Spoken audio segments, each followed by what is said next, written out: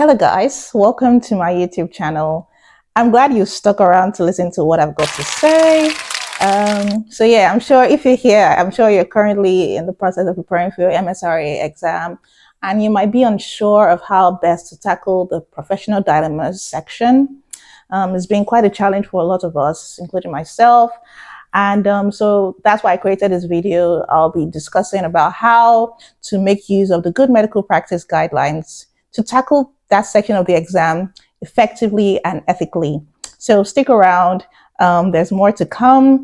Like, subscribe, and if you've got any questions, please don't forget to put them in the comment section. And let's get straight into it, shall we? All right, so as we know, the good medical practice guidelines is like the holy grail for the professional dilemmas section. And the professional dilemmas section makes up about 50% of the exams. So you want to put in an equal amount of effort that you put into the clinical problem solving section. For me, this part of the exam actually made a difference between the two scores that I had following my sitting of this exam. So last year I wrote the exam, I had a score of 541. I didn't start training for personal reasons, so I had to sit the exam again this year, and I had a score of 609. But it's interesting to say that my clinical section had similar scores in both exams, and what actually made the majority of the difference between both scores was my performance in the professional dilemma section. So I believe if you're able to hack this part of the exam by demystifying it and finding out ways to go around it, it's going to make a significant impact in your performance in the exam. So as we know, the exam has two different question formats. I'm talking about the professional dilemma section. There's the ranking questions, there's the multiple choice questions. For the ranking, it's important to understand how to approach it so that you don't make the mistake, because I've had colleagues, I've had friends who have opened up to me about the fact that they realized they had low scores in their previous exams just because they didn't really understand how to tackle the different question formats for this part of the exam. So for the ranking, you've got a scenario and 5 different options. You're supposed to rearrange them based on what you think is most appropriate to what you think is least appropriate. It's important to know that each different option should be looked at separately. What I mean is, if, for example, you're given a scenario where you're a junior doctor, you've got a patient who is requesting to be discharged and hasn't really completed his treatment, you've got 5 different options. First of all, you're supposed to speak with your consultant. Secondly, allow the patient to go home. It says that the patient has to complete his treatment. Fourthly, call the patient's relative and tell them to talk to their family member to stay back. Maybe the 5th option is ignore the patient or whatever.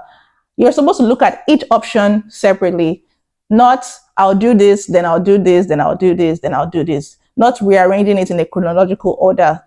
So the way to tackle this ranking aspect of the exam is to strike them out. So once you've picked the option you think is most appropriate based on your guidance from the good medical practice, it's best to eliminate that. You've selected it as the first option, completely eliminate that. Now you're going to look at the remaining 4 options you've got left, and you're going to look at them isolatedly. Basically, you're now looking for the next most appropriate answer or the next most appropriate option. Once you've selected that, you also eliminate it. Now you're looking at the next 3. For me personally, how I approach this aspect is usually the most appropriate is usually very obvious, and the least appropriate is also usually very obvious. So most of the time, not always, but a lot of times, any option that requires you to ignore is usually the least appropriate, but not always. There's some situations where it might actually be least appropriate to do something else than to ignore. So for example, shouting at the patient would definitely, or insisting that the patient stays and calling the patient names, definitely that would be like at the bottom of that would definitely be lower than ignore.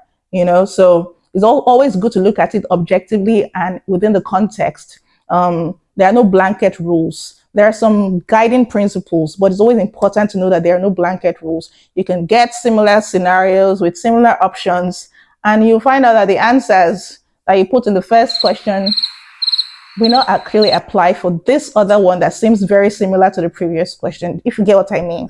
So it's always good to look at it very objectively and look at the scenarios within the context, look at the options within the context. Don't assume, don't be in a hurry, don't think, oh, I've seen something like this and this was how I answered it.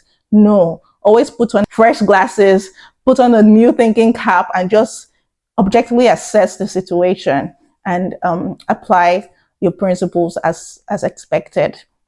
Okay, so that's about the ranking question. So it's usually or. So this, should I answer this first or this or this? So you're not looking at it in a chronological order, or I'm doing this in addition to this. No, you're looking at everything in an isolated manner.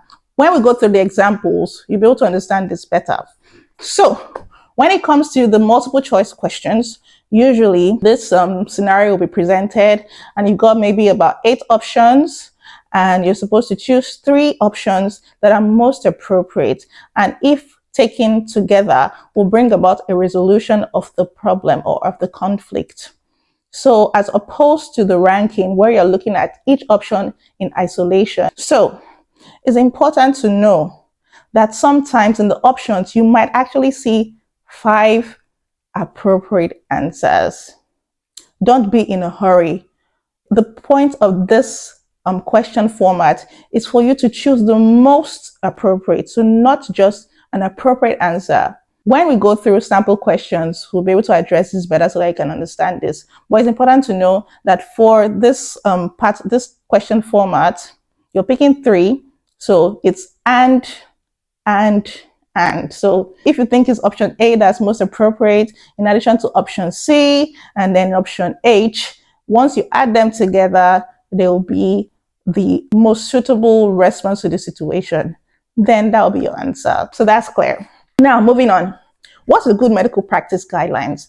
So this is basically a set of principles that have been categorized based on different domains to ensure that medical professionals act within a certain framework, that aligns with good and professional conduct. So it usually helps the GMC to ensure that doctors and other medical professionals are functioning in a way that meets a certain standard. The good medical practice is the foundation for safe and effective medical practice, and it's broken down into 4 key principles: knowledge, skills, and performance, safety and quality, communication, partnership and teamwork, and maintaining trust. So let's quickly break down what each of these entails. So when it comes to knowledge, skills, and performance, what are we thinking of? So this essentially means you're practicing safely, you're staying within your competency, and you know when to seek help. There will be questions that will cover this domain where you'll need to decide whether or not you're carrying out a procedure or making a decision that is within your competency as an FY2. So when it comes to safety and quality, this basically means that you're ensuring that you're putting patient safety first, you're able to assess risk, and you're able to take responsibility for improving care. For the third domain, which is communication, partnership, and teamwork, it's all about working well with your colleagues and relating and communicating well with the patients, taking into consideration their wishes, their preferences, and their opinions, as well as respecting them and giving them the dignity that they deserve. About maintaining trust, it's all about honesty, integrity, and ensuring confidentiality. So I just want to mention 4 major tips for using the good medical practice while answering the questions in this exam. Firstly, think patient safety first, like I mentioned earlier. Always ask, how will this affect the patient's safety and the quality of the care that the patient receives? That should help to guide you. Secondly, always stay within your role. This is very closely linked to patient safety. You want to avoid any action that oversteps your role. Remember your duty of candor. Seek help when necessary. Don't keep patients in the dark. They have a right to know everything about their condition. Documentation should be thorough.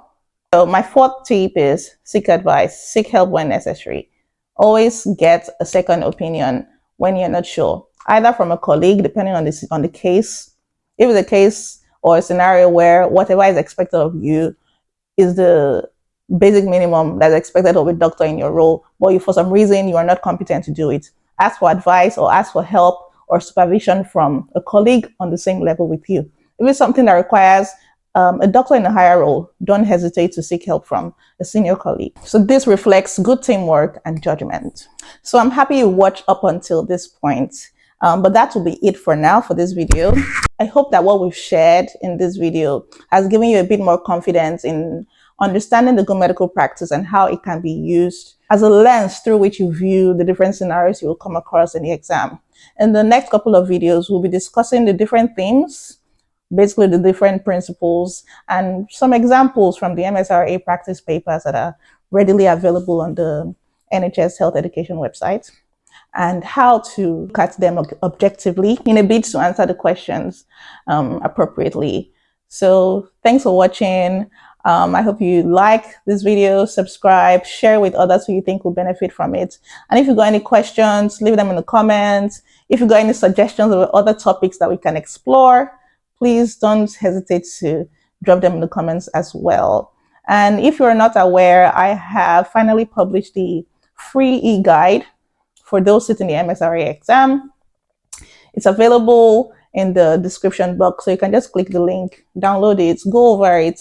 I believe it will be of immense benefit to you. So thank you for watching. Hope to see you in the next video. Bye.